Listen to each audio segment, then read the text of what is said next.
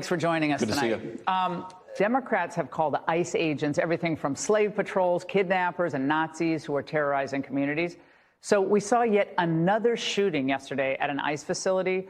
So what's your message to Democrats who keep spewing this type of violent rhetoric? Well, it's to look in the mirror and stop this craziness, or you're going to get somebody killed. In fact, I think a lot of them already have gotten somebody killed, namely my friend Charlie Kirk and a number of other folks as well.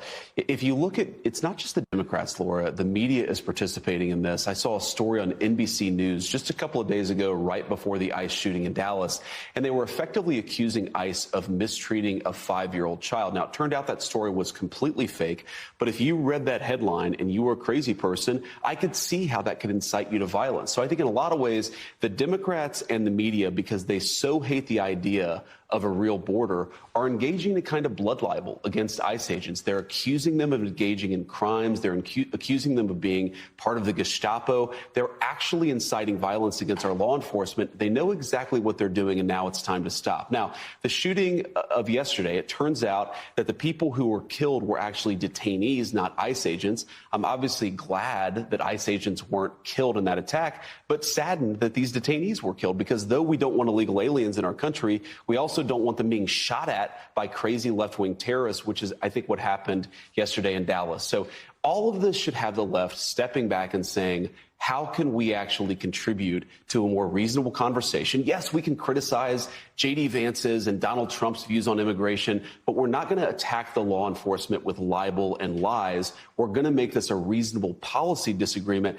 I think that's how you tone down the rhetoric. Unfortunately, the Democrats show no willingness to do that. But again, if they don't stop, they're going to get more people killed.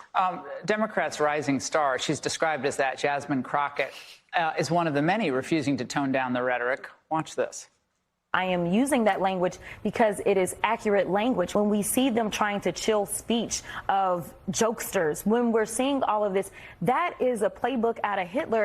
Playbook out of Hitler, Mr. Vice President. Look, if we really thought Hitler was running the U.S. government, it would be our duty as citizens to try to stop that by any means necessary. So that is an example of what we're seeing today.